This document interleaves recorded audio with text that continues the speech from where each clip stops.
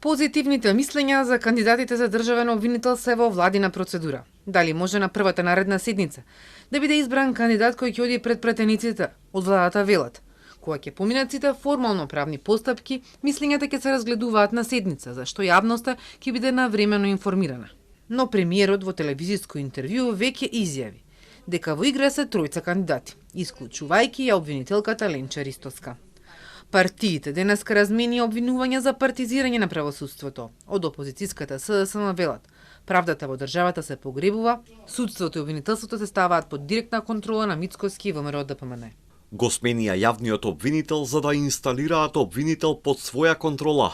Јавно, на телевизија, Мицкоски елиминираше независната кандидатка Ристовска, иако таа доби максимални 10 од 10 поени од Советот на јавни обвинители. Мицкоски само одлучува и си бира обвинител по своје.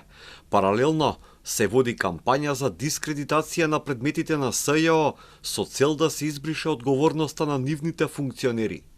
Од владеачката ВМРО-ДПМН пак со обвинување дека во времето на владата на СДСМ предводена од Заев, тој одлучувал и кој ќе биде судија и кој ќе биде гонет, а судиите и обвинителите се бирале според послушност. Судските случаи се кроја по политичка мерка. Наместо правда имавме политички пресметки, а наместо владење на право имавме владење на страв.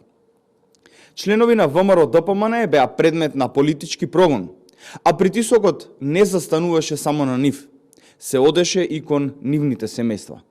Невладините уште во петокот испратија порака дека постапката за избор на државен јавен обвинител треба да се спроведе на начин што ќе покаже јасна дистанца од какви било политички влијанија. Оценија и дека изјавите на премиерот со кои однапред се исклучуваат одредени кандидати во фаза кога владата се уште нема донесена одлука, создава ризик од политичко влијание врз процесот. Филтерот на Советот го помина, веде обвинителката Анита Тополова Исајловска, обвинителките Лидија Раичевиќ и Ленча Ристоска и судијата Нена Цавески.